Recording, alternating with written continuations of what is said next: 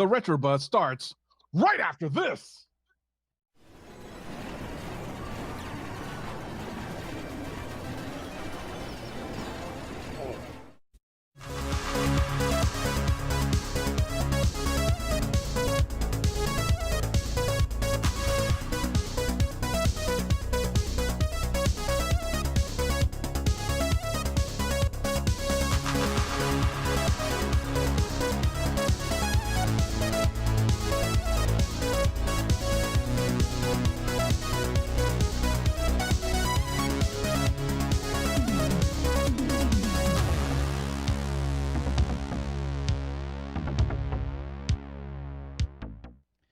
Hey guys, it is Friday and it's time for the Retro Buzz, and we've got a pretty awesome guest with us today. We were talking with him right before the show, and you guys are in for a treat. He's got a lot of really cool things he's been working on besides the Amiga.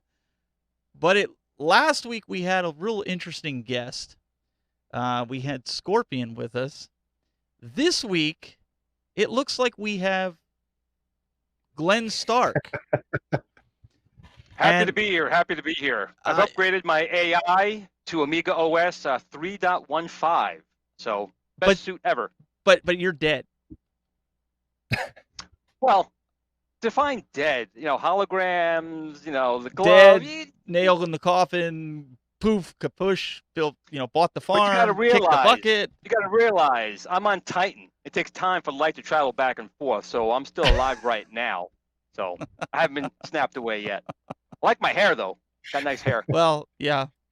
At least there's you have nice hair, but you can't compete with this man, Mr. Douglas Smith.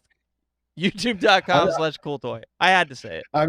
I'm just glad I no longer have to bear the weight of being the handsome person on the show. We now have Glenn Stark. Tony Glenn. Yeah, Glenn Stark, whatever his name is. He now, has that beautiful coiffed hair. Mine is covered underneath this do-rag. So yeah, I'll let Glenn Stark take over the handsome role of the show now, and I'll be the wisecracking guy. Well, yeah, I don't know what to say to that one. I'm not, you have some tough shoes to fill, Mr. Amiga Bill. We've got with us from thegurumeditation.org. Welcome, Mr. Amiga Bill. Thanks so much for having me on, guys. This is going to be a lot of fun, man. I appreciate you guys having me.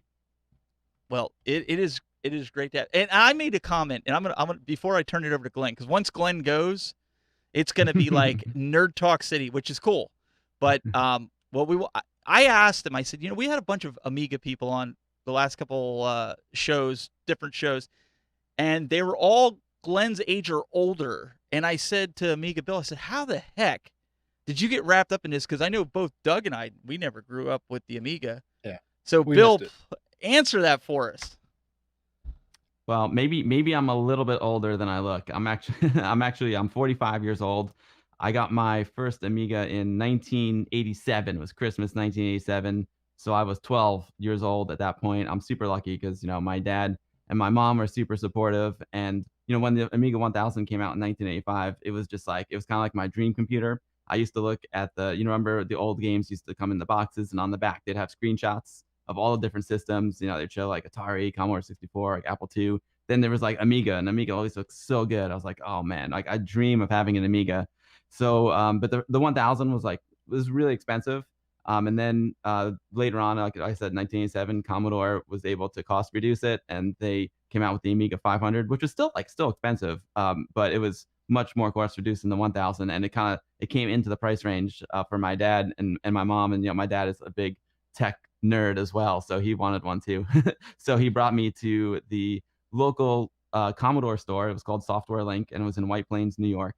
And we saw the Amiga, and we were just like completely blown away. And that was like in the fall. So I was like, Dad, man, I want an Amiga so bad for Christmas. And he's like, all right, yeah, we're gonna get an Amiga for Christmas. And then I had this videotape that was like a promo for the Amiga. It was a VHS tape, and it had like these Amigas on like pedestals, and there was all smoke that was like backlit and cool colors, and like this guy saying like, oh, I'm the Commodore Amiga 500, and it had like this Superman thing where it had like it was expandable to like 1 megabyte of RAM, and the games just looked amazing, like the Fender, the Crown, and all the graphics. And it was like the first computer for the creative types, first home computer for artists, in my opinion, like the best one. So I was just like blown away by the graphics and all the music. And then for Christmas, then Christmas came around, and sure enough, I was really lucky and I got one. I was loved playing the games. Then as time went on, I got really more into the creative aspect of it.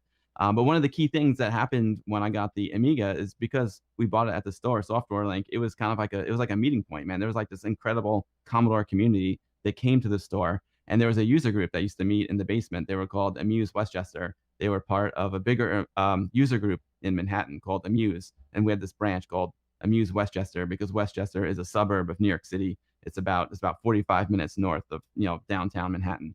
So there was this user group, and they met in the basement every month, and it was just so cool to like get this Amiga computer and then meet every month with a bunch of other Amiga fanatics. And we used to trade ideas. We used to get demos, give demos, check out the latest games, the latest software, and I made some of like my best friends in the world in that club.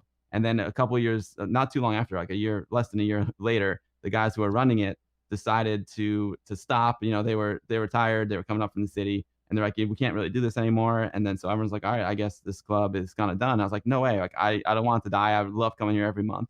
It's a lot of fun, and I enjoy spending time with all you guys.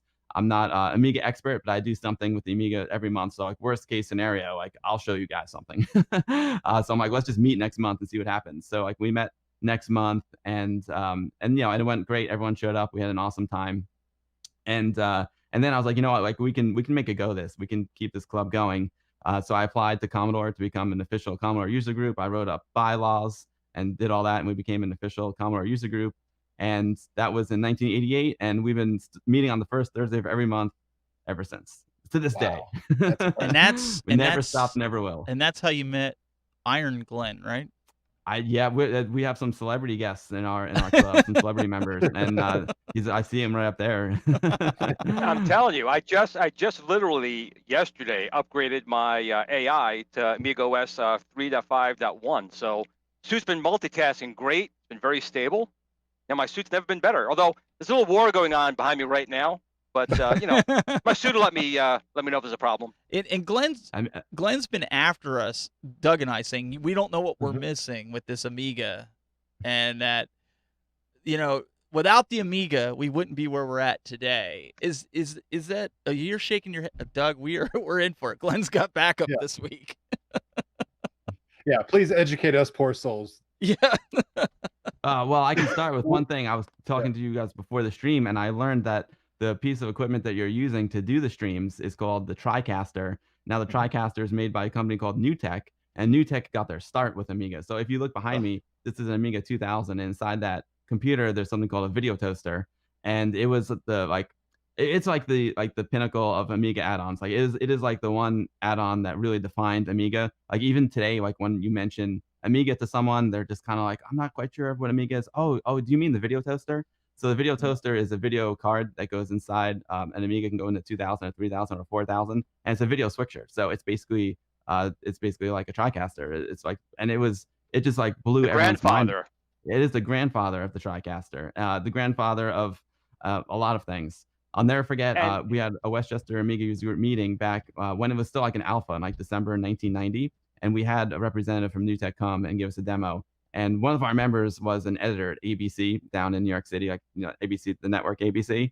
And like when he saw the video toaster do what it could do, he was just blown away, because he's like this box costs less than $10,000, and it can do like way more than our systems can, and they cost over $100,000. And he was like, jaws were on the floor, and it was just incredible. So the video toaster is one of the most important add-ons for the Amiga. And NewTek, again, the same company makes the toaster and the TriCaster, they got their start in Amiga by with something called DigiView, and it was a digitizer for the Amiga. So you would just hook up a video camera to it, and you could take digital still images through the video camera.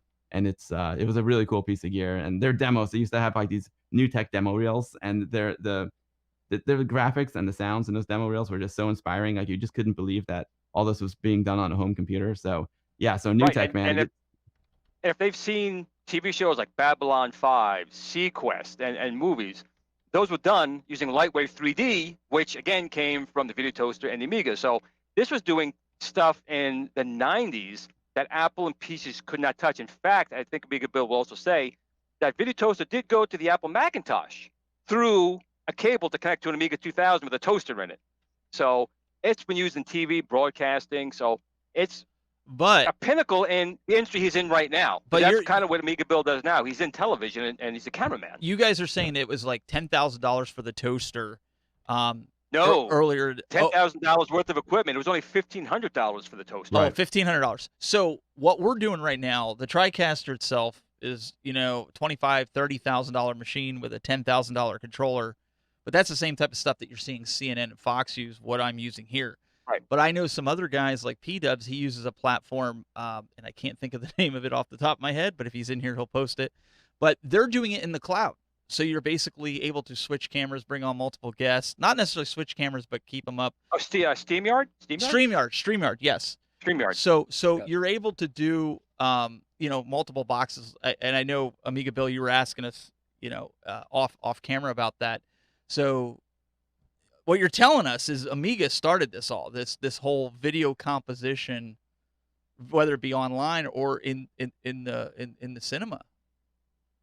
Yeah, I mean, it definitely started for like home use, because the Amiga is a home computer. Like I said, like my friend worked at ABC and they had things that were similar. They had switching, switchers. NewTek didn't invent the video switcher, but it certainly like brought it to the home market and brought it at a price point that was amazing. The reason why is like the card itself, the actual like video toaster card was $1,500, but then you need other things too. If you were gonna hook up multiple cameras, you need what's called a time-based corrector to put them all in sync.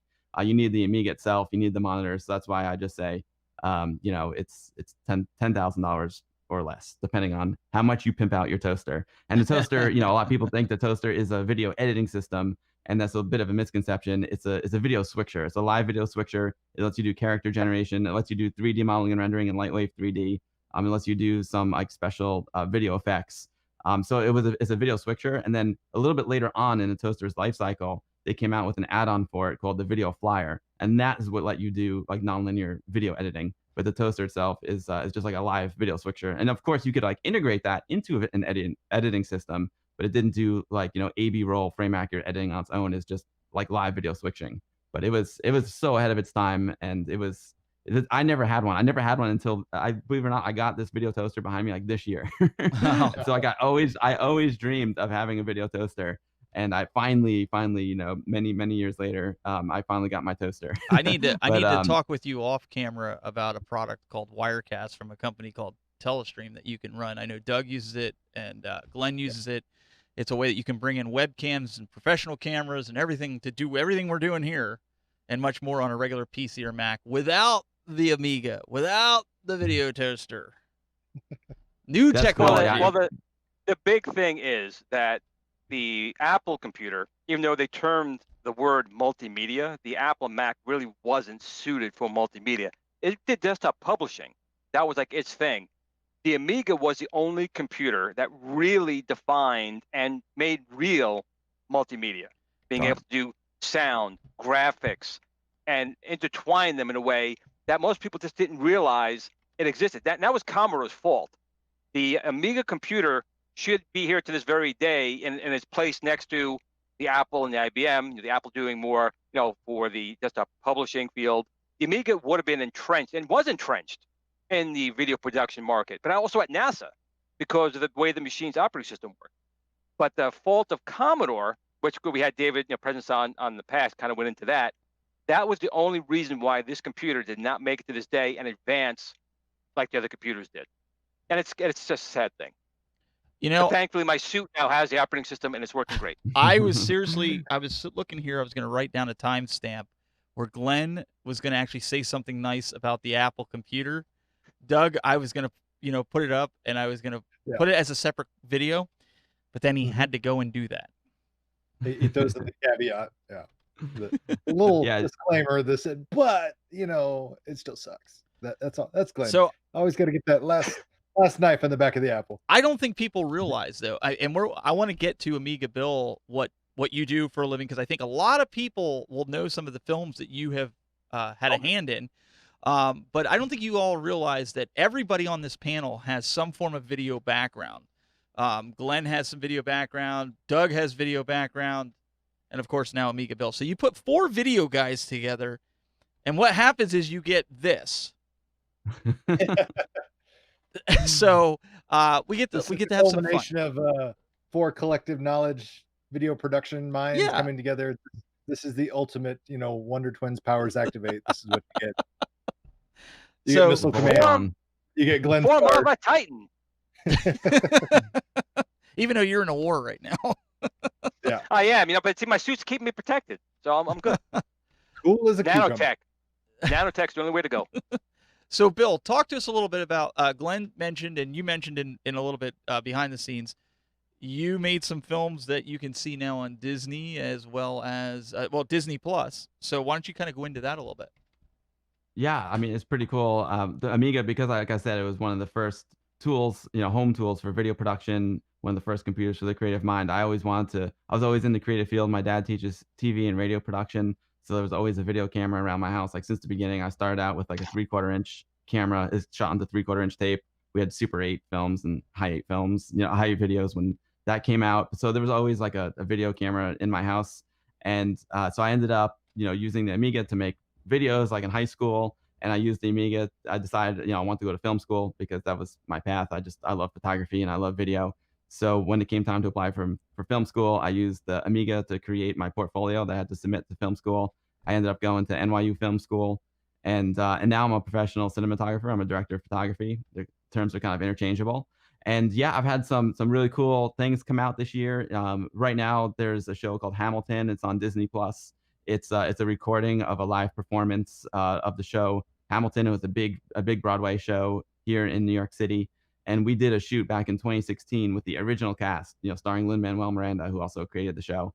And we before they left, before they went on to do other shows, we recorded that to keep it kind of as a document, as like a historical document. And now it came out on Disney Plus on 4th of July weekend. I wasn't the cinematographer on that. I was the camera operator. I was like one of the main camera operators on it. My mentor, Declan Quinn, was actually the main cinematographer on it.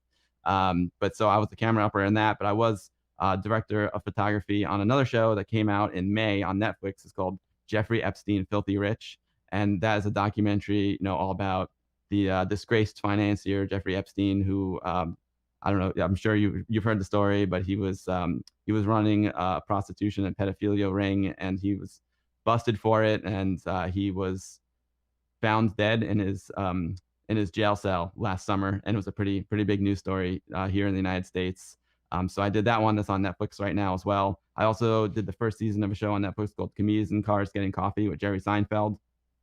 I did that a long time ago, but the show's still on, and that was a really, really cool experience as well.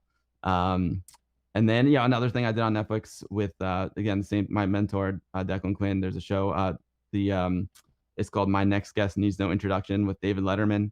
Wow. That was a blast as well. So I've been really lucky. I've done so many cool jobs in my life. I do mostly documentaries and commercials. So I've done launch videos for Apple products.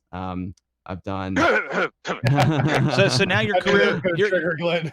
your career comes full circle now, because now you have the most prominent person you get to talk to, Mr. Iron Glenn. Now your career is 100% full circle. Totally. Tech genius. Yeah. Billionaire savior to the world. Absolutely. Philanthropist. Got it all. Got the babes. Got the machines. Got the suit. Got the hair. Iron Lung. It's an honor. They're calling you Iron Lung. You got some nice pectorals there. Yeah. He's got Yeah, it. no bat nipples though. Batman. I told him that was a bad choice, but those bat nipples on there. It was a mistake. I see you got some nice asteroids going on behind you now. It's one of my favorite games of all time. Oh. Yeah, they blew up the planet, so I'm in orbit now. But it's okay. I get a little force field around the hair, so I can still breathe. Somebody in I the think that's chat the most room. impressive part of your get up there is the hair. Yeah. I could use some. He's doing good keeping himself centered behind it too. I'm pretty. Yeah. Hands I'm inside pretty the vehicle at all times. But we got Linux Lover 84 in the chat says it, and I will occasionally keep your chats coming. We can pull it in, and I see some folks on Twitch. We'll get to that as well. I enjoy comedians with cars. They said that was a really interesting show because I did a promo for one of Jerry's shows called The Marriage Ref, and it was a long time ago. And there was this point in filmmaking history when there was this little camera called the Canon 5D Mark II. It's a little DSLR camera, and Yep. it could shoot. But the thing is, like, not only could it do stills, but it could also shoot video. And it kind of reminds me of the Amiga in a way, and the video toaster, because it was this revolution in video production. You could have this small, inexpensive camera with a large sensor that could shoot images that were cinema quality images, in a small little camera. And it kind of became all the rage in commercial and TV production for a while. So I went out to Duluth, Minnesota with Jerry to shoot a promo for a show, the Marriage Ref, and we were shooting out on this frozen lake. It was crazy. It was like, I think it hit a high of like 7 degrees Fahrenheit. So, and like the low was like minus 20 degrees Fahrenheit. It was insane. So the whole premise of the spot is that they were ice fishing. They were ice fishing out in Minnesota, because it's a really big sport out there. So they were all dressed up like in their New York City gear. So they had like a suit on. He had like dress shoes and a tie and a suit, and they were like out on this lake doing the fishing, the ice fishing. And I'm there with this little DSLR camera shooting like this pretty big commercial for the show. And Jerry looks at me. He's like, what are you doing? He's like, are you on vacation with that camera? He's like, because usually we use like pretty big cameras, but then now I'm out there with like this little DSLR. And Jerry's like, are you on, it's like, are you on vacation with that camera? And he was like, we're joking around and having a good time.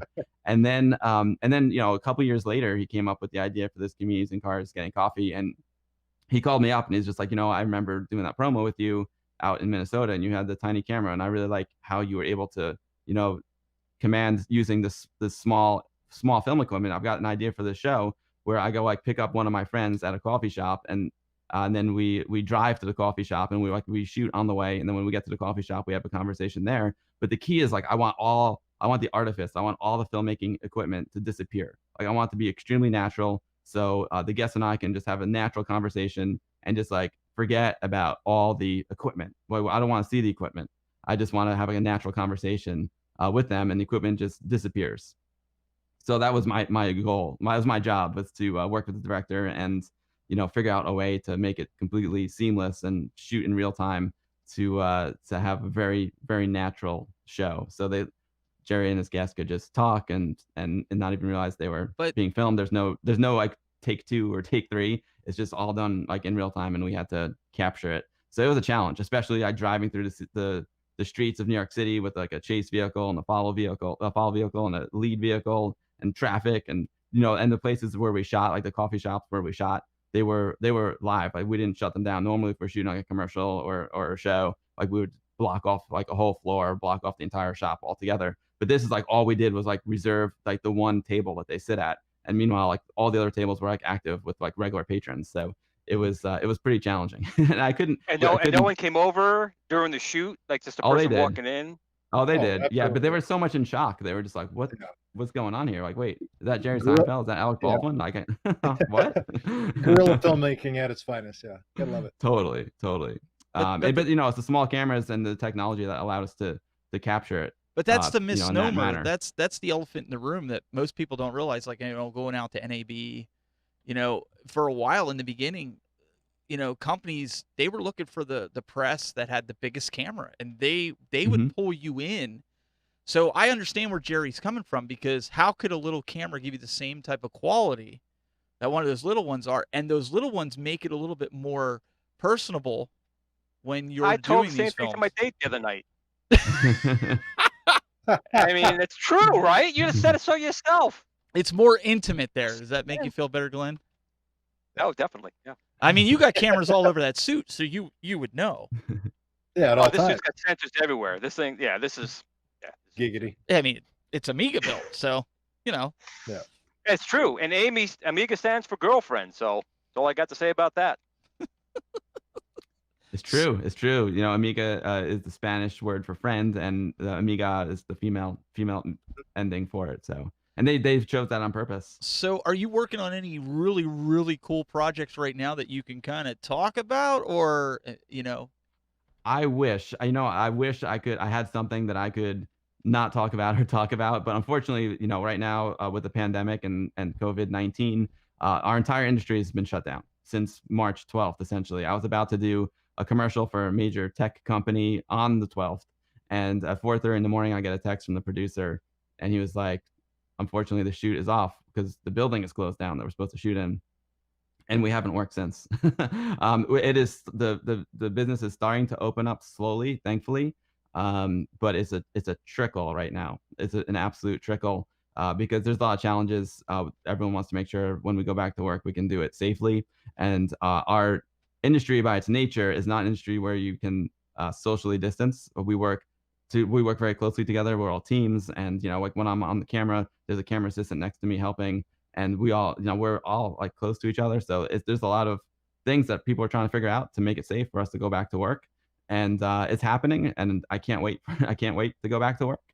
There's a few things floating around, but it's just it's a scary time, and everyone wants to take all the right precautions and do the right thing so everyone's safe when we can go back to work. So it's been a pretty long and scary drought since March for everyone in the entertainment business. And the same thing like with Broadway. I know a lot of my friends in Broadway, they're not even thinking about going back until 2021. So well, you could always do Glenn's life story. I mean, I'm sure you're right there in New York. Scott actually put in here Retro Buzz the movie. I like that. We could do that. Yeah, you could do Retro Buzz the movie.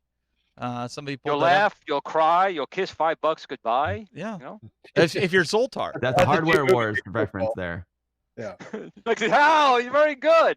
Yes, that's right. So if you guys, but the good thing is the time off has let me work on my hobby Amiga. So I've been able to make some YouTube videos and do weekly Twitch streams for Amiga. So I've been keeping myself busy creatively, even though it's not with my real job, but it's an offshoot of the real job. So that's been cool. So Michael and Glenn, Yes.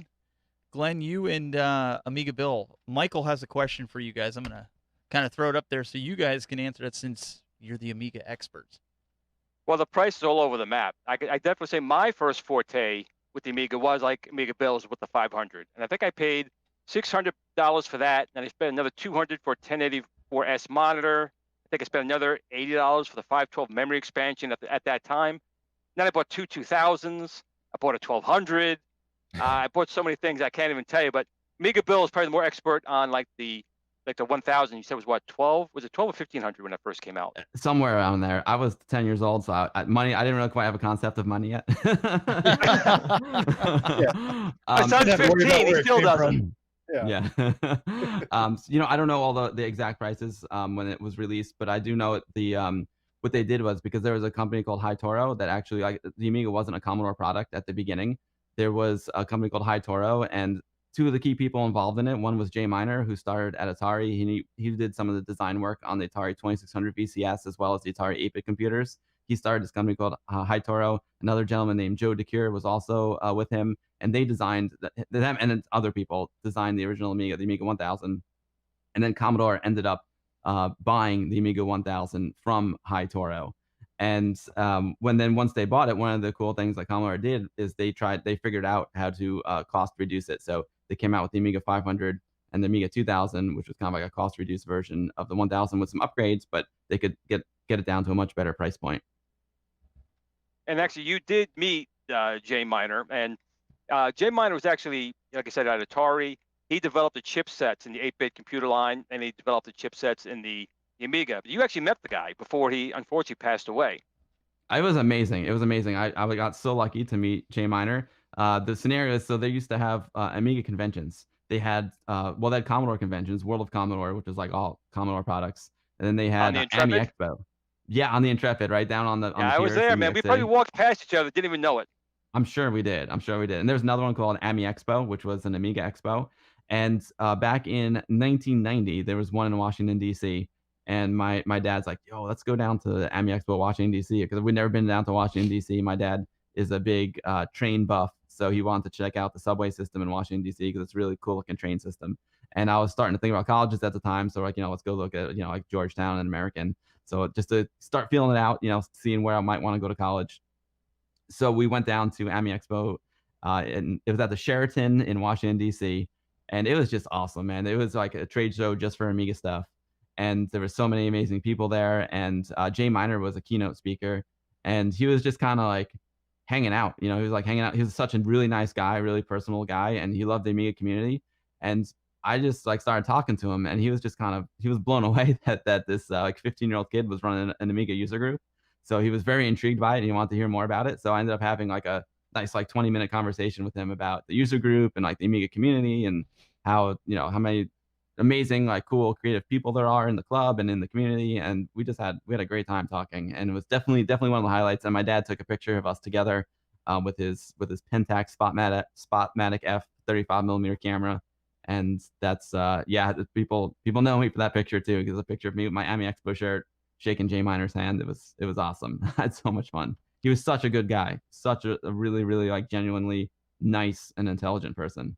So I I don't have to say something too. He said he was 15 when he started. Yeah, when he took over the Amiga group. People come from all over to go to his groups. What's the furthest people have traveled to come to one of your groups? Oh, that's a really good question. The furthest someone has come, I think Montreal. I'm thinking Montreal could be the furthest. Who else? I'm gonna say Montreal for now, but we have got a pretty Montreal. Who else has come? I know we've had some like European folks, but they kind of take residence mostly here in the United States now. But I think Montreal might be the furthest. Pretty sure. That's a really good question. Montreal is the first one that comes to my head. But we have Montreal, we have Florida. Has anyone from California come? It's just amazing that people come because they know you. You're very personable, and they drive, they fly, do whatever they have to do to come to one of your meetings. Oh yeah, I mean, for me, it's easy. It's easy. We're what, a half hour or so apart. It's not a big deal. But these other guys travel. Yeah, you know, even like for our regular monthly meetings, we have folks come from New Jersey, and it sounds close, but it's really not. Man, it's like a solid. They come from. It takes them like a solid like hour, and some an hour and a half, because they'll take public transportation the whole time. Yeah, they can hold their breath the entire time they travel. Yeah, exactly. And so they get here, and they and then they have to go back home, and then we meet on Thursday night, so then they have to work the next day. So it's I really appreciate and respect their dedication. Of course, now with the pandemic, we haven't been able to meet in person, which has been sad. But fortunately, one of our members, Bill Lang, he's got a really cool video conference set up, and he helps us host virtual meetings. So we've been able to meet virtually every month. So even though we haven't been able to meet in person, we've been able to meet virtually, which is super cool. And so the streak continues. We're still meeting since 1988. But the thing is, like, it's amazing. I love the internet, and I love how it brings people together. And I've met people from around the world now. I've met like really, really close friends from around the world thanks to the internet, and you know, the YouTube channel and the Twitch streams and Facebook and social media. But there's nothing like getting together in person. You know, it's like it's something that happens less and less these days, especially well, I'm not counting pandemic, but even, you know, people don't get together as much in person anymore. So I really, to me, it's really important to be able to like get together in person with your friends, you know, see the real machines, turn the real machines on, fire them up, play some games, connect them with the null modem cable, you know, have a great old time, drink some beers together. It's just really awesome to actually like get together and like meet in person. Meeting in person, it's very valuable. Got us to this point. Just saying. No, I'm being funny. Very true. Unless you have a suit like this guy here, then you know. Yeah, you know, back then it was the user group. I mean, of course, back then we didn't have the internet, so the user group was like the way to connect with other people in the community, and that's how you saw the new demos. Like, you couldn't buy everything that came out, obviously, so we would have it demoed at the user group meeting, and Bob, the guy who owned the store, if he had a cool new product, he would like let us take it out of the box and fire it up and do a demo of it. So that was like the best way to learn about Amiga and to connect with other people. Now with the internet, obviously it's much easier to get information, and but still the internet like brings people together and also separates people and keeps them a little bit isolated as well. It's kind of like a double-edged sword. So that's why it's really cool to make sure you get together every now and then and have some beers together and fire up the real machines. Another cool event that I do with my buddy Anthony is Vintage Computer Festival East. It's a really great festival that happens in New Jersey, in Wall Township, New Jersey. And people do all kinds of really cool retro computer projects, and they demonstrate them there. And it's a great place for people to come together and nerd out on the retro stuff. Lots of really, really cool projects and really great people come through that festival. My two co-hosts, the retro is at NES. So hey, I started out with Atari 2600. Thank you very much. Yeah, I started with the 2600. Yeah, I started with the 2600. Yeah. See, so it's got Amiga DNA in it because Jay Miner, you know, designed some of the chips for the 2600. Yeah. That's right. We're not old as And I dirt love- like Glenn. We're just not there yet. Yeah, more age. Enjoy your youth. Yeah. Yep. I already told him. Said, look at Doug. Look at Doug now. Look at him now. And then a couple of years of working and a kid, boom, here you're gonna be, right here. That's why I keep avoiding the kid thing. I think that's the crux that breaks a man. Hey, I got 2 kids. Are they 15 yet? No, one's Yeah, you're on your way. One's 11 and one's 7. So You're on your way. I'll get there. Dad, I need $25 for Fortnite. Dad, I need $50 for Fortnite. I got this cool dance it's got to do. Dad, there's 60 bucks Oh, for whoa, wait. Fortnite. Can I tell a quick story real quick about that? Because you guys you needle me about that, right? So my daughter and my son come to me last week, and they said, "Hey, can we get this Roblox or something? It was on sale. It was 50% off of this stuff, right?" So I'm like, Yep. "How much is it going to cost me?" They said $10 each. I'm like, "Okay." But Dad, we're getting like $25 worth of stuff. I'm like, "Okay, what does it do?" Well, it gets us Marketing. items. It gets us items that we can trade away for better items. I'm like, "Okay, so I'm going to buy you items that you're going to trade away." And my daughter rats on my son and goes, "Yeah, he always trades away for garbage." I was like, "No, wait, it gets better." So then my daughter comes to me last night and she goes, "If I log out of my Roblox, I don't know what the password is." Uh-oh. And I'm like, what do you want me to do about it? And she goes, "Well, you set it up for me." I said, "No, I didn't, because if it did, it would have the parent's email address in here, which it doesn't. So you signed up for yourself with it." So now I've been going back and forth with Roblox, trying to give them receipts and stuff and show them so they can reset the password. So if she logs out by accident, she doesn't lose all the money that I spent, because you can't transfer it to another account. Lessons being learned on both sides of this. I didn't know nothing. I know nothing about this Roblox thing. I mean, I should have went to Glenn. Glenn's kid probably plays that. He does. It's very similar to Minecraft. Anyway, except you can actually make money from Roblox, believe it or not. Really? You can make like a world or an environment, and you could sell it, and people will buy it. So people actually make a lot. Some kid made like $1 million in Roblox. So we're missing the boat. Why aren't we I playing don't need the this money. game? 'Cause I'm already rich. You guys do. Stevie, you need to tell your kids they need to be, trading better. I They know, need to do right? some, upward trajectory as far as their scams, Sorry, I just The only thing I know about Roblox is that it was on the screen when Dr. disrespected his last stream. I never heard of it. And I was like, Oh, what is really? this weird thing Dr. D's playing? And they're like, oh, it's this Roblox. I'm like, okay. That's the first time I saw I it. had a fan house caused a roadblock just down the road. Well, I heard, Glenn, that you were playing it with your son last week, weren't you not? I just got Minecraft Ah! and Roblox is like a mind-numbing thing. Fortnite, at least I can hide in the corner and disappear. But in these other games, he's like, "Oh, Dad, you got to do this." I just don't have it in me. I need one button, Too much a work. joystick, and one button. That's it. The Amiga got one joystick and a button. That's it. What do you need? Nothing more. You gotta get him onto some Populous and some Power Monger on the Amiga, Glenn. Oh, he's already on a Power Monger trip. I mean, he's 15. I love Power Monger. Oh. Such a good game. There's so many good of those like strategy games on the Amiga. It's so much fun. So I So, posted. Bill, what were your Oh, go favorite ahead. games you were playing originally on the Amiga when you first got it on that Oh, Christmas? good question. I was playing a lot of Marble Madness. Yes. The cool thing about Marble Amiga- Madness! Yeah, I love Marble Madness. And one of the cool things about the Amiga, the one thing that made it really special is, of course, like we were always striving to get arcade quality games at home, and the Amiga like really knocked it out of the park. There were a few games that were just almost like arcade perfect, or at least the closest to arcade you could get at home. And one of those was Marble Madness. Another one was Arkanoid. Great ports of Marble Yes. Madness and Arkanoid. Those are some of the original ones that I was playing. Another one called Defender of the Crown, which is by a company called Cinemaware, and had just amazing pixel art. It was beautiful, kind of like a strategy action game. So I was playing those three a lot, and I also, there's some real classics for the Amiga. One is called Another World, also called Out of This World here in the United States, and it was just it is like a beautiful cinematic game. It was Eric Chahai, the person who created it, he wanted to create like a game that had a real cinematic experience, and he did lots of work with rotoscoping, and he had a very like the environment in it was like the audio environment was just like it just sucked you right in, and it was such a cool game. that I really enjoyed that one. That's one of my favorites as well. And of course, like Lemmings. You know, Lemmings is one of the all-time classics on the Amiga. It's great. Let's great go. Yeah, exactly, exactly.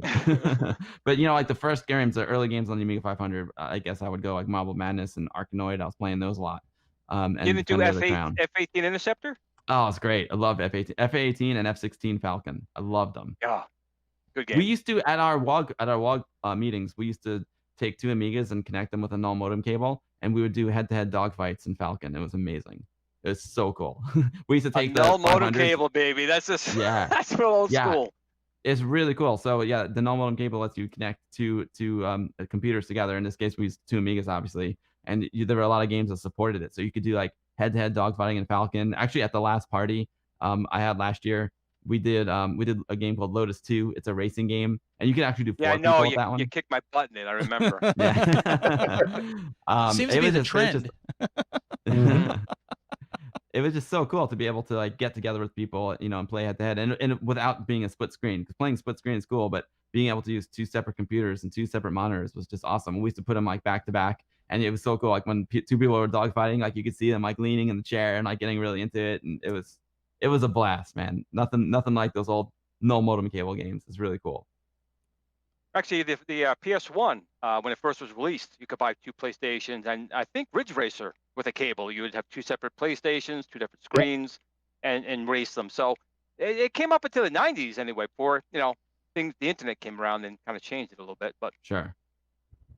Yeah, I know the internet's so cool how we can. I play games with my friends from all over the world, literally. But there's nothing like, which is so cool. But there's nothing like being in the same room playing with each other. And there's actually a really cool feature called a really cool, I'll call it feature/service called Amiga Live. My friend John created it, and there's an emulator on the Amiga called FSUAE, and it's got a feature called NetPlay. So he utilizes the feature of NetPlay, and he's put servers all over the world. So he's got servers in like the Northeast, he's got servers in Europe, and what you do is you connect to these servers, and then you can play online multiplayer Amiga games. It's not like a null modem cable. It simulates 2 people at 1 Amiga. So like if you were playing like a racing game like Lotus, you would have the split screen, but it's amazing to play 2-player online multiplayer Amiga games with a buddy from around the world. It's incredible. It's really incredible. I never imagined that. Like back in 1987, I never imagined there would be this thing called the internet, and I'd be able to play Amiga games with people from the other side of the planet. And that's actually where like the Atari ST and the Amiga really took a foothold. More so was overseas than over here. Yeah. And the Amiga 500 was the most popular model, especially for games. Like most of the classic Amiga games are on the Amiga 500, even though there were more advanced Amigas that came out, like the Amiga 1200 and the Amiga 4000. They had some really good games that used the AGA chipset, which was the more advanced one. But the real classic Amiga games, they all work on the Amiga 500. And and it was more popular in Europe. And I remember we used to try and keep tabs on Europe at the user group meetings. We would meet at the store, like I said, and they used to have these European magazines, and that was our connection to Europe back then, because it was really hard to communicate with the folks over there, obviously with no internet.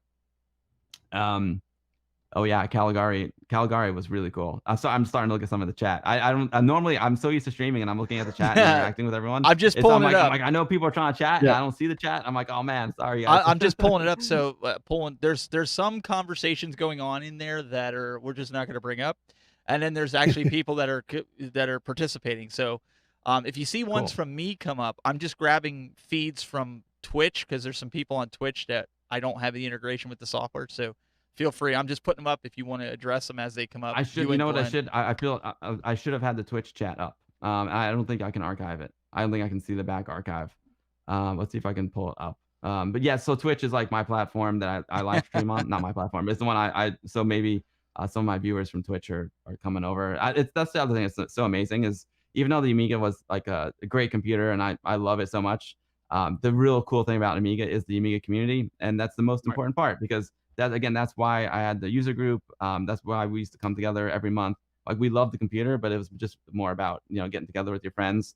And now with the internet, and now with all the Twitch streams and the YouTube videos, like, I literally met people from all over the world, and they're so cool and they're so nice. And I've met and I've become friends with them outside of Amiga as well. And it's so cool. Like, when I do the Twitch streams every Sunday, there's this core group of people that come every week, and we have so much fun, and they've become really, really, really great friends. So the Amiga's awesome. I love the Amiga, but all the Amiga users are what I like even more. It's just got an awesome community with it. Very Awesome. nice. That's the cool thing about retro in general. I mean, everyone has a machine that they like. I mean, we also know people who love the Atari STs. It's just a people that really bond with something. You know, it's like a sports team or an Iron Man suit, like I got here. There's something that people have nostalgia for, and they don't usually think. At least back then, I mean, I knew a couple people at the Amiga locally, and we're pretty tight. But you don't realize how many other people out there have the same passion for whatever it is, whether it's an Amiga, whether it's an Atari, or in a car, whatever. And it's just good to meet up with similar people who really take an interest in something that you take an interest in. And with the internet now, it's blown up on both sides. You have your fanboys and you have your Apple guys. You know, there's just two sides of the coin. Yeah, I mean the thing now is I was never into the whole like Amiga versus Atari ST thing. I was an Amiga guy. I went to the WUG meetings and we had a great time. I didn't know any Atari guys, and it's cool. Like I just didn't really bother with them. I mean, but I love Atari because my first computer was an Atari 800, and I love the 2600. I love the 800, and of course, like it's hard not to like Atari when like the dude who invented the Amiga started at Atari and did some really cool stuff for Atari. A lot of great guys were at Atari. A lot of great guys were at Atari. Yeah, and like the most important thing is just preserving the history of all these retro machines. So like I never, for example, I've got like zero nostalgia for Texas Instruments, but you know what? If someone's like super into a Texas, if someone's super into a Texas Instruments, then I didn't have one. So my hair came off. Bill, you shocked me so much. My hair came off my head. Bill, you better start backpedaling really quick, or he's going to go into one of his rants. You better hurry. Oh no! Well, my point is like it's important to preserve all the history. You know what I mean, regardless of the platform, because each machine has got its own unique characters, and you know it's really important to like know where we came from. You know, so that's why like I love the video toaster and in my business, because it's super important just to support to support it all, because you don't want any of it to disappear. You don't want to lose the history. Right, and that's my last question I'm going to ask. I'll leave the other guys to ask some questions here, because I do tend to monopolize the conversations, is what you just said right there. And I brought it up a couple times before. These machines, we do the best we can to keep them, but certain machines like the Amiga have custom chipsets. There's custom chips in there that we're going to run out of. They fail. The CIA chips blow. Looking at them, they explode.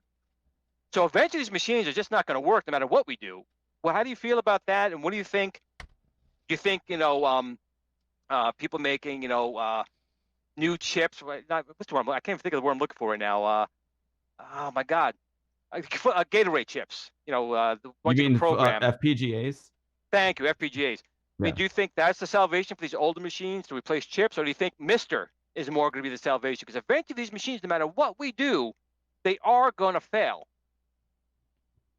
You're 1,000% right, Julian. Like these machines are going to fail. There's nothing you can do about it. They're already failing. There's already a lot fewer of them. There's a lot of problems where battery leakage. If you don't pull the batteries out, the battery's going to leak and damage the computer.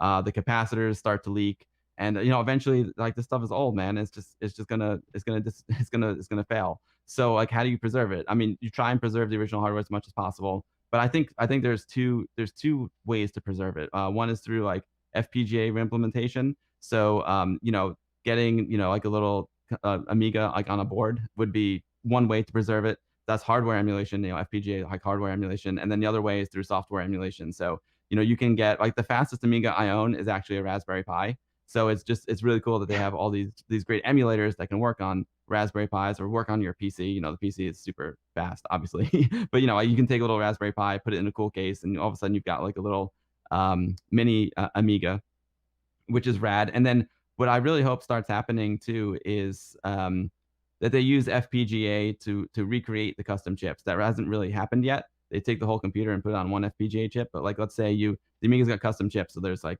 chips that handle the sound, chips that handle the graphics. So let's say your Paula chip dies, the one that does the sound. You could pop in a new FPGA chip that replaces the Paula chip. So that would that's what I want to see happen. That's what I want to see happen. Yeah, I would love to see that happen. The other thing I would love to see is, there's a lot of accelerators for the Amiga as well, and there's like new accelerators coming out, but they still use like the old processors. Like they either use like the 030 processor or the 060 processor, and like especially like the 060 processor, it's really rare and really hard to get and really expensive. Expensive. So I would, Very yeah, expensive. I would love to see a solution where someone could make, you know, like pop an FPGA board or pop a Raspberry Pi, you know, into the expansion slot on your 1200, and all of a sudden you've got like an 06, and you've got an 060 in there. You know, that'd be super cool. I think it's possible, and people are working on it. Because imagine just popping a Raspberry Pi into that expansion slot, and all of a sudden, boom, you got an 060 in your 1200. That'd be really, really sweet, or more, or faster. Then there's other things. There's other solutions too, like the Vampire. The Vampire is a device that it can either connect to a real Amiga, and what it does is it basically takes over the Amiga, and the Amiga, it uses like the Amiga's keyboard and I/O devices, but it's called the Vampire for a reason, right?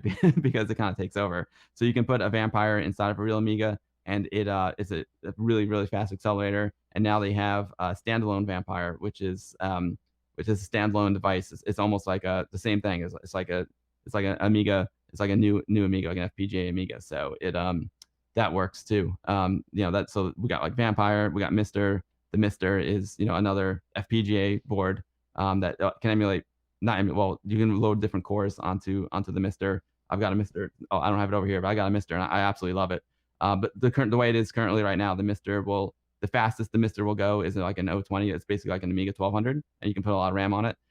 So it won't go as fast as like an Amiga 4000. But the Amiga core for it is awesome, and they say that the Mister is like the most accurate way to re-implement the Amiga. I know there are like pro gamers who can play like Sensible World of Soccer, and it's a video toaster pin. It says Video Toaster Revolution. But there are guys like pro gamers, and they said like if you put them at a Mister and you put them at a real Amiga, they can't tell the difference. But if you put them at a real Amiga and you put them at, you know, an emulator like a Amiibian or like a Raspberry Pi, they can tell the difference. I can't tell the difference, but apparently they can. So the Mister is like the most accurate, even though it may not be the fastest.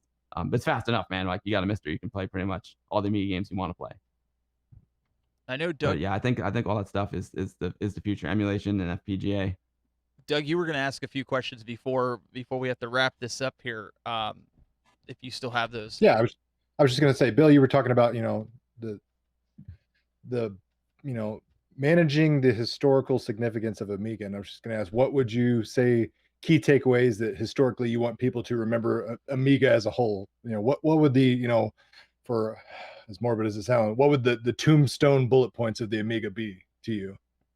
The first home computer for the creative mind, the best multimedia home computer. You know, it just put home graphics and home video on the map, and it did music and sound as well too. A lot of people forget that. People automatically think of the Atari ST for music because it came with MIDI built into it, but the Amiga could also do MIDI. You just had to buy the extra MIDI adapter.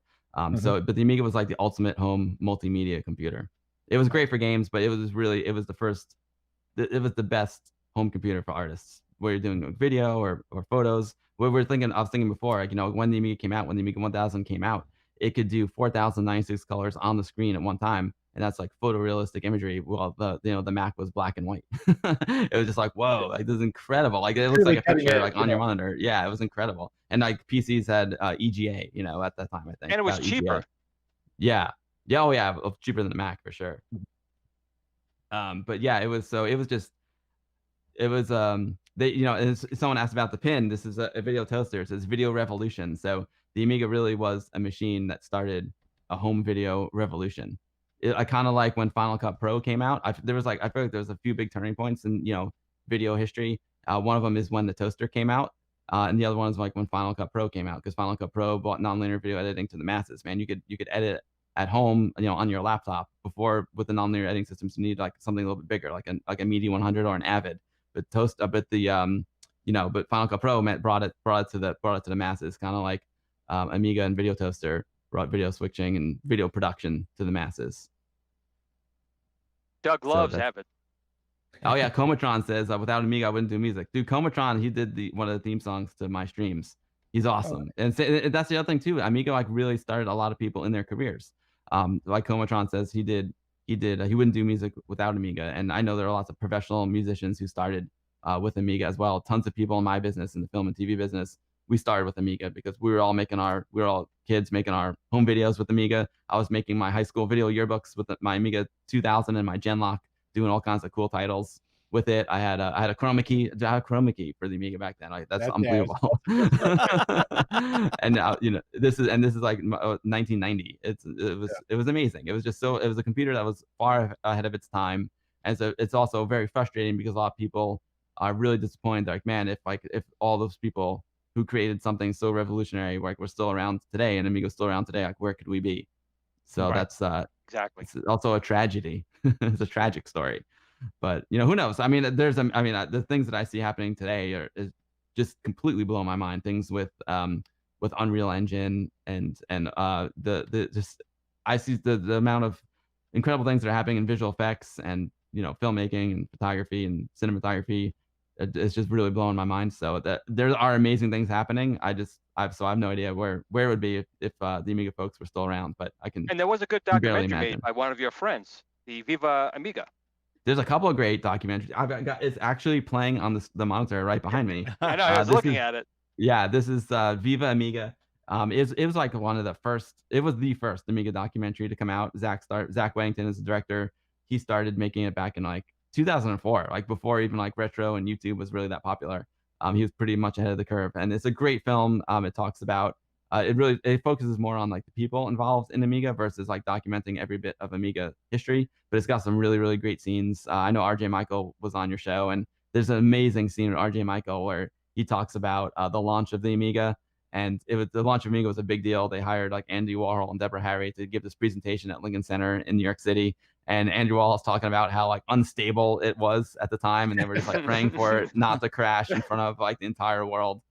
So there's some like really, really cool scenes in Viva Amiga documentary. I love it. And now there's a lot of really great documentaries and YouTube videos, whatnot, that have been produced since. But Viva Amiga kind of kicked it all off first. And now I'm actually working with Zach on a new film called Arcade Dreams, and it's about the history of arcades, but not just like video game arcades, like not just like Pac-Man and Asteroids. Like, it starts way, way back, like with early mechanical arcade machines, like World War II era machines. Then it goes to pinball. So it goes, you know, mechanical arcade machines, pinball, and then of course it does touch on, you know, the 80s and the classic video game arcade machines, and then talks about some virtual reality too as well. Yeah. Well, Bill, what we're gonna do, we're gonna wrap this up here just in a few minutes, but we want to say this. If you could stick around for a little bit, we usually kind of do a post show. You've watched the show before, you know, we kind of let loose afterwards. So guys that are fans of Amiga Bill, we're going to put up a phone number after we go off air for the recording that you guys can call in, ask questions. Maybe you got a question for Glenn, like how he got that suit. You know, you can feel free to ask that question. But hair product he uses. What hair products he's using to keep it so still. Yeah, I like that one. So, so Bill, we're going to let you plug whatever you got to plug, whatever you want to plug, your shows that are coming up, you know, for the audience that find what you talked about was really interesting and fascinating. So how can they watch what you're doing? Oh, that's a great question. So my two main platforms are Twitch and YouTube. I stream Amiga stuff on Twitch every Sunday at 2 p.m. Eastern time. That's 6 p.m. Universal time. It's twitch.tv/AmigaBill. That's one of the things I do. I also do a YouTube channel with my buddy Anthony from Westchester Amiga User Group, and that's youtube.com/thegurumeditation. We named our channel after the infamous error message you get when the Amiga crashes, because Auntie and we usually crash and burn ourselves. So like, we might well call ourselves the Guru Meditation because we're always messing up anyway. So youtube.com/thegurumeditation, twitch.tv/AmigaBill. And then I'm also on social media. So if you go to facebook.com/thegurumeditation, you can go to, I'm on Twitter. I'm at thegurumeditate on Twitter.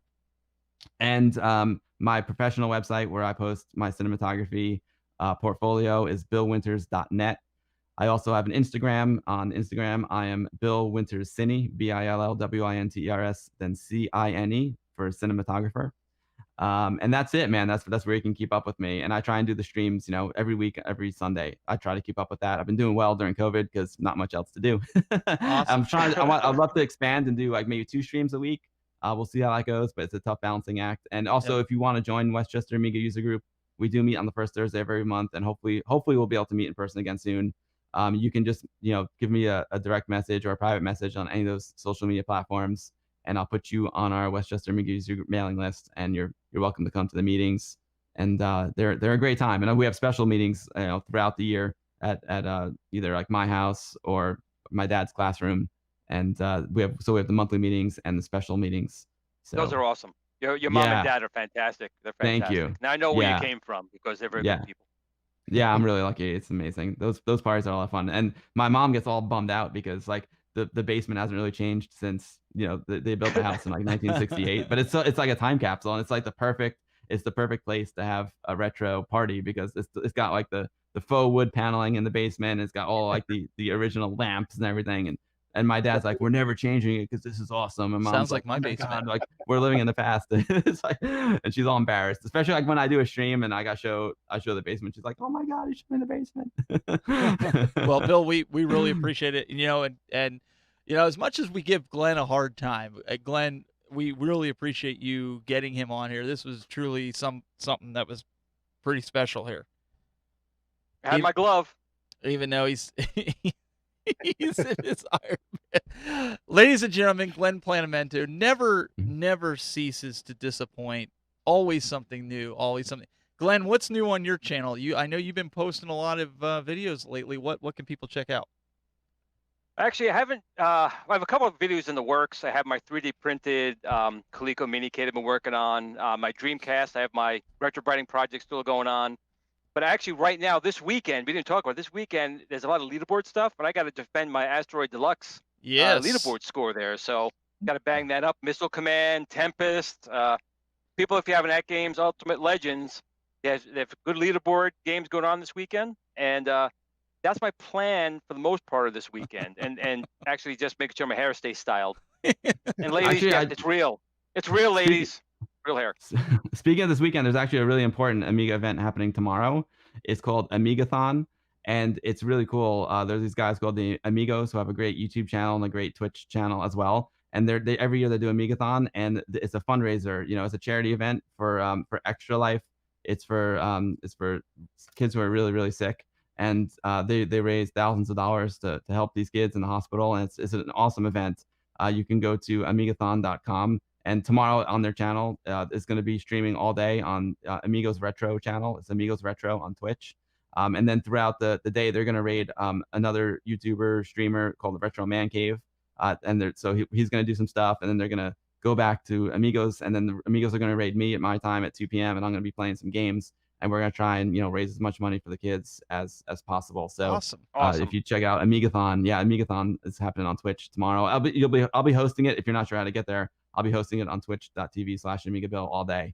So it's going to be, it's a great event for a great cause. And I mean, how amazing is that? Like the retro community coming together. I've seen lots of these fundraisers, happen before, and, using the retro hobby to actually help people in real life who really need it. So that's, I mean, how cool is that? It's amazing. Awesome. And Retro Man Cave, if you haven't seen this stuff, he's got a great channel too. Definitely check out Retro Man Cave. Awesome. He's a great guy. Awesome channel. Glenn, you'll have to look for him or get him on the show in an upcoming episode, maybe, huh? Well, I've been stalking him. I was actually honored. I've been stalking him, but I talked to him once because my he modified his Atari Lynx with the mod for the new screen, the McWill screen, and he actually used my video to do his machine. He actually posted my link in there. So nice. I talked to him once, and he's been avoiding me for the past year and a half now. Also, Mr. Doug Smith, what do you got in the works? I know you've been doing you got a lot of toy videos out as of late.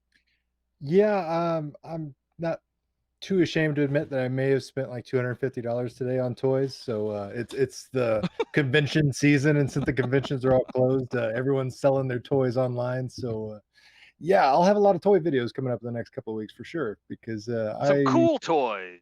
Yeah, they better be. See how the mail handles it. We'll see. Awesome, guys. And make sure. That's awesome, Douglas. I love toys too, man. I got some. These are like vintage 80s toys here. These are from Indiana Jones. Absolutely. I was playing some Indiana Jones on my stream. I got Indiana Jones here, and then I got. I bet you have nothing from the new Star Wars movies. I bet you have nothing from 7, 8, 9. Zero. But I got Voltron. Hey, there you go, Voltron. Voltron. I got Optimus Prime here. Boom. Nice. I got a whole barn full of my old 80s toys. They're not exactly in the best condition because I played with them hard back in the day, but some of them are in good condition. Optimus and Voltron, they're in good shape. You still have them. That's the important thing. Yeah, exactly. You'll have to check out Doug's channel because he plays with all that and unboxes all the remakes and even some of the original stuff that he has. That's awesome. But Doug. guys, That's so cool. Next week, we'll have another guest on, and then this Wednesday, episode number 5 of Legend Center. If you haven't watched it, I gave it to good old P-Dubs on Wednesday. Got him with a pie. Not any pie. It was full of mousse. He thought it was whipped cream, so he started eating it. Big mistake. The guy was after me for the last 3 episodes, guys. He's been giving it to me, so it was time for me to give it back to him. So you don't want to miss that. And if you missed, or if you're not sure what it's about, we got a little bit here for you. But stick around so you guys can call in. We'll put up the phone number. You call in, talk to Amiga Bill, talk to Glenn, Doug, myself. Always love having that. So we'll see you guys next week for more of the Retro Buzz. Firmware update. Your Pixelcade marquee will be able to work natively with the games included on the At Games Legends Ultimate, Steven. That's right. So if you have a Pixelcade marquee, it will work with the At Games Legends Ultimate on July 1st. That is the big holiday July 4th update. But it's going to be able to do a few other things, Steven, which you're going to have to wait until next week, and I'll show you that. But for right now, get hyped. You set me up on that because that's not what it says here on the notes. Yeah, it does. It does. No, it says, Steven, talk about firmware update Bluetooth headset. And I wrote, no. I swear, it's on there. It says, talk about the Pixelcade. It's so hard to find good writers. We need better writers. Want to qualify to win a Legends Gamer or Legends Ultimate? Participate in the Summer League event, and you may be able to do just that. Current Legends Ultimate owners can participate in the 10-week Summer League event, starting June 5th, 2020, and ending August 9th, 2020. During that time, there'll be a series of weekend leaderboard events for select games each week. This is a battle to the end. Practice up, make your scores count, and top the charts once and for all, and have a beauty of a prize to show for your hard work. Have fun on the leaderboards, and good luck.